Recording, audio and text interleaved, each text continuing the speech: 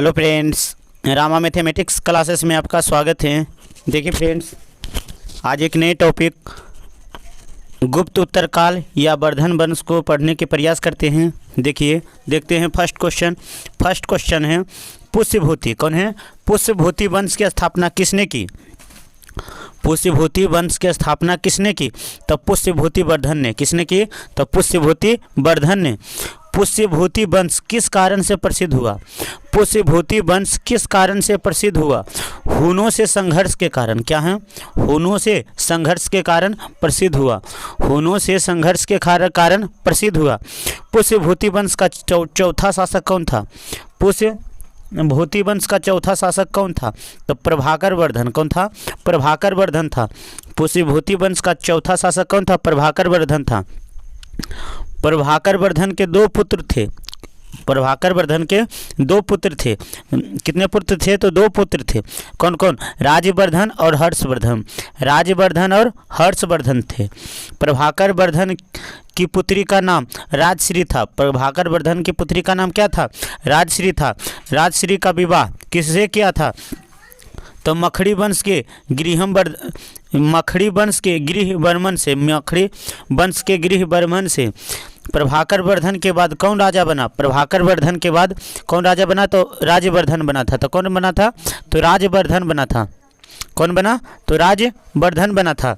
चलिए आगे देखते हैं। प्रभाकर वर्धन की हत्या किसने की?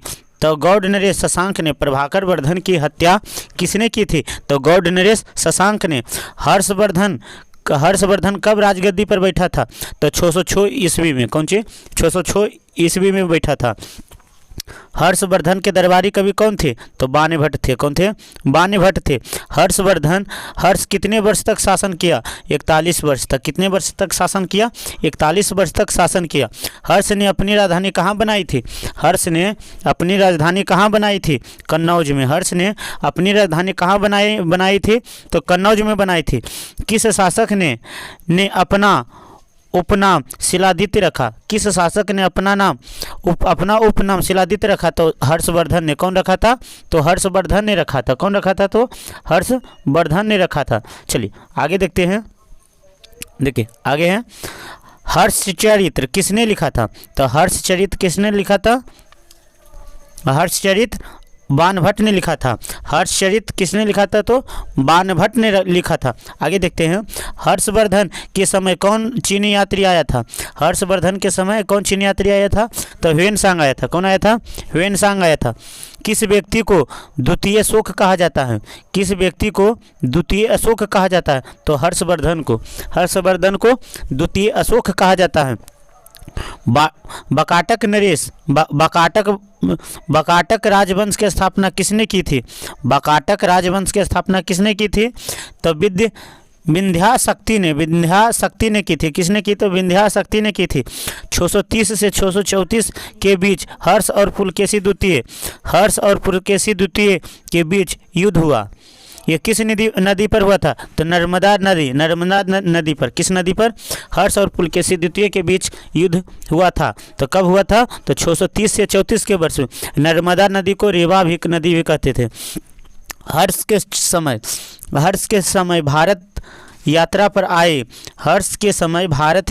आए बौद्ध यात्री हेनसांग का प्रवास काल क्या था? तो 606 से 612 था। हर्षकालीन दरबारी कवि बाणभट्ट किन प्रसिद्ध कहने का मतलब बाणभट्ट की प्रसिद्ध पुस्तक कौन थी? तो हर्षचरित और कादम्बरी।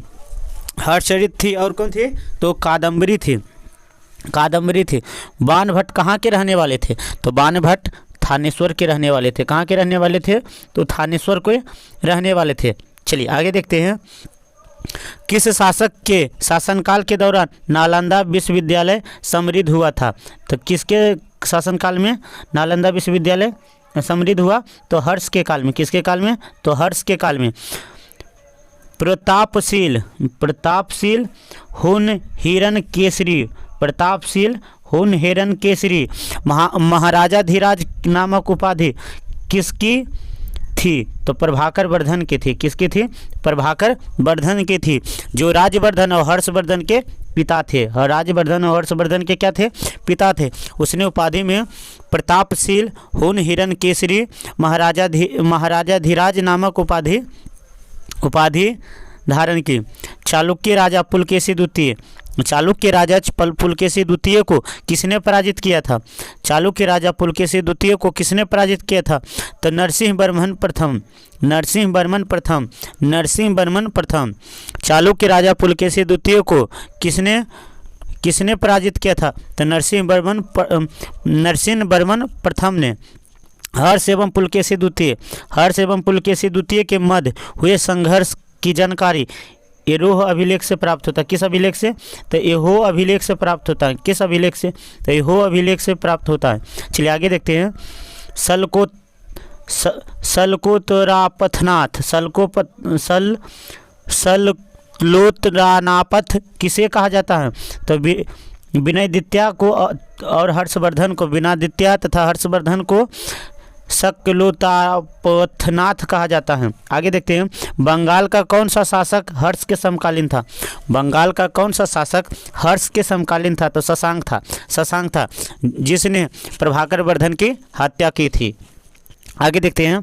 हर्षवर्धन अपनी धार्मिक सभा कहाँ किया था? धार्मिक सभा कहाँ किया था? तो प्रयाग में। कहाँ किया था? तो प्रयाग में।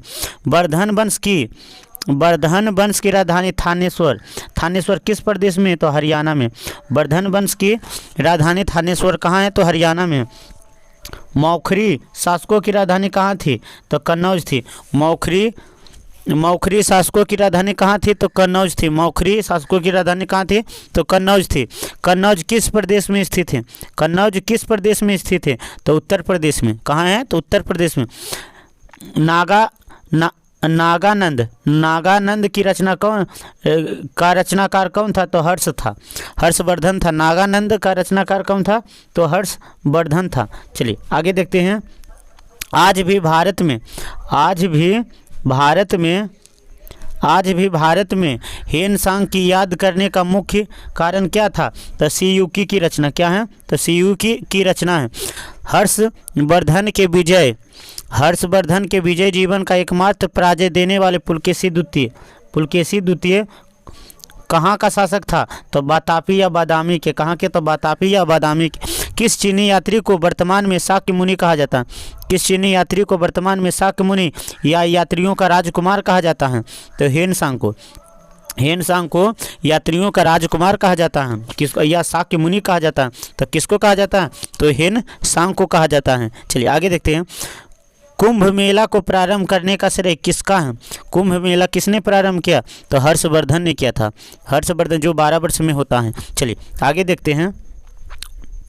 चलिए आगे हैं। किसका कथन है कि भारत के लोग गर्म मियाज के हैं? क्या है? गर्म मियाज के हैं। उन्हें जल्दी गुस्सा आता है परंतु ईमानदार होते हैं। तो हेनसांग का कथन है कि भारत के लोग गर्म मियाज के हैं। उन्हें जल्दी गुस्सा आता है परंतु वह ईमानदार होते हैं। तो किसका कथन है? तो हेनसांग का है। गुप्त काल के सर्वाधिक लोकप्रिय देवता कौन है? तो विष्णु थे। कौन है? तो विष्णु थे। सारनाथ के धम्मरेक स्तूप का निर्माण किस काल में हुआ है? सारनाथ के धम्मरेक स्तूप का निर्माण किस काल में हुआ है? तो गुप्त काल में हुआ है। तो किस काल में हुआ है? तो गुप्त काल में हुआ है। घंटी यंत्र कौन है? घंटी यंत्र या तुला यंत्र। घंटी यंत्र या तुला यंत्र का प्रयोग होता था तो खेत की सिंचाई में। घंटी यंत्र या तुला यंत्र का प्रयोग होता था खेत की सिंचाई में। हर्ष काल में भू राजस्व की सीमा थी 1/6 से 1/10। 1/6 से 1/10। चलिए फ्रेंड्स, यह भी टॉपिक कंप्लीट हो गया। चलिए दूसरे वीडियो में दूसरे टॉपिक को देखने के प्रयास करते हैं। Thanks friend. जय हिंद फ्रेंड।